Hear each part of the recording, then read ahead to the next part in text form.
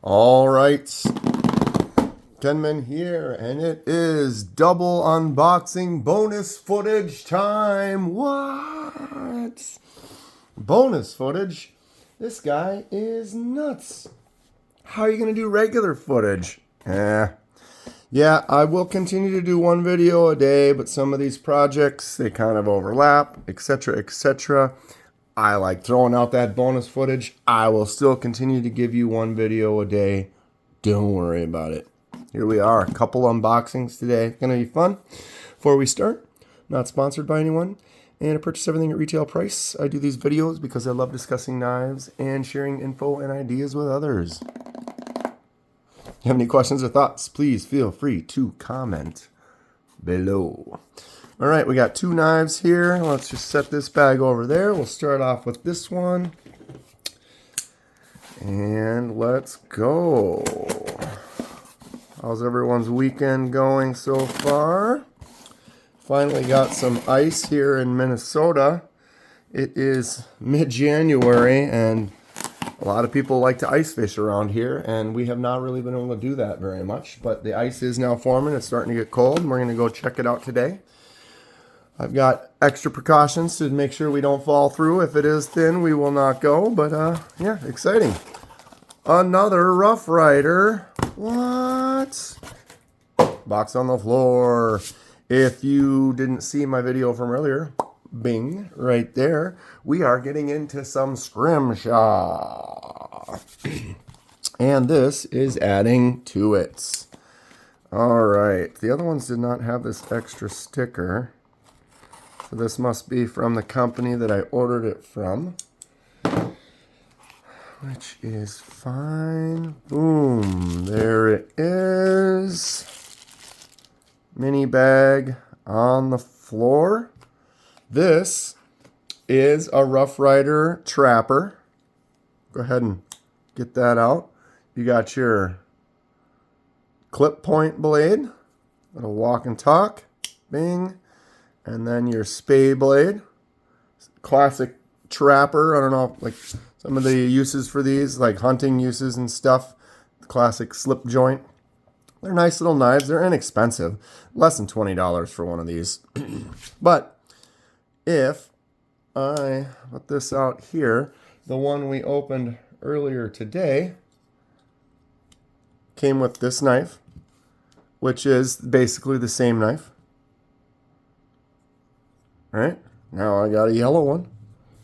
Pretty exciting. This one's got the little RR Rough Rider badge, I guess you'd call it. It's a 440 stainless steel blade. People praise these knives for nice user knives, but they are inexpensive. But if you just want something that you slip joint in your pocket, they are not a bad option. Okay, let's move that one out of the way. Basically, oh, here. This was the part of the kit, Scrimshaw kit that I originally got. And that is what Scrimshaw looks like. So what we're going to be doing is we're going to be using tools to physically carve lines and details into the handle. And then you cover the whole thing with ink and then wipe the ink off, and the ink stays inside the cracks and highlights the drawing that you've made on the handle. So that is the plan. Let's keep going. All right, this bag gets the big rip across the top with the pyrites. Boom. And another bag on the floor. What have we here? This is a different company. Whitetail Cutlery, Frost Cutlery. Boom. Alright, so extra little mini bag on the floor. And a little extra little cellophane wrap. It's kind of interesting. And there we have it. What is this? Well, this is the Frost Cutlery whitetail version of the Trapper knife. So Ooh, this one's got some extra oil on there. Extra fresh. Try to wipe that off, make it look clean for us here on day one. Blade's got kind of a couple little scratches on it. Yeah, not the worst. Pakistan. So a little different. The other ones were made in China. This one's made in Pakistan. Okay. It's got the same blades though. You've got your, ooh, this one's dirty. Got your spay blade and that clip point. Other than that, almost identical. Let's go ahead and put all three of them next to each other here and do a little compare. Size-wise, almost identical. In fact, well, not quite identical. These are literally the same design, but if you look, the bolsters are a little bit bigger on this Frost Cutlery version. And everything else is almost the same. It just looks like the bolsters are a little bit larger. It's a little bit thicker. And you can see this one here, right at the top. See how it pinches right there? It's like flat, and then it pinches right here. Kind of tapers a little bit versus the Rough Riders do not do that. Feel that in the hand. It just feels nice. Basically feels the same. But they still have the same nickel silver bolsters, the copper pins. It does have this little, can I focus that? Detail.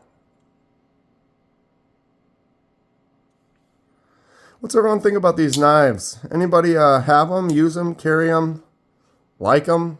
Like I said, online, some people praise these. Apparently they're decent knives.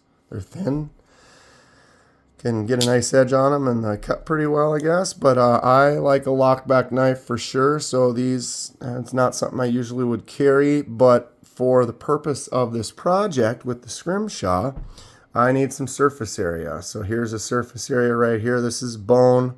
I believe that this one is like a polymer plastic. But I wanted to try a few different things. I know that bone works really well.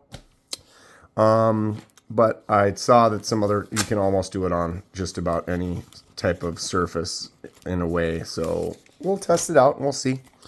These are a couple of little of the transfers that they gave us for examples. Something like that whale or the fish. So the way these works is this is just a transfer. So you just use this as a guide. So you would use a carbon, like a transfer paper, transfer this image on to there. And then you take basically a needle tool like this, and you'll carve and scratch the design right on the handle. And then once it's all carved and scratched in, you put the ink over the top and then wipe it off. And that's what's going to leave your design for the Scrimshaw. I'm kind of excited to test out some of these. I don't know how many of these actual patterns I'll use, but I do kind of like the classic, like the buffalo, for example, that classic kind of look that Scrimshaw artists did back in the day on whale tooth and bone and things like that. So I'll probably test out a couple of these. I do have some more coming in the mail, so we're going to have a nice little stack of knives to test out with this Scrimshaw project. I don't know if I'm going to love it or I'm going to hate it or where it's going to go. It's exciting. We're going to test it out. I love doing custom work. I love messing around with knives. The fact that I get to do a crossover and combine the two is really cool. Don't worry, I'll continue to do laser marking and the scale die project. Also been anodizing some titanium, doing some different things like that. So a lot of good, fun, custom stuff going on the channel. More to come in the future. If you're interested, check it out. It's a good time.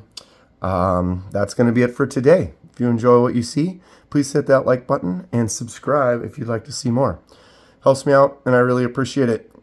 Scrimshaw action coming soon. We'll get to the first video where we actually start doing some of the work and getting some results. I'm excited. Who's excited? If you have done this before, like I said, comment below. Give me any tips or tricks that you might have, and we'll get going on it pretty soon, so stay tuned for that. Stay sharp. We'll see you next time.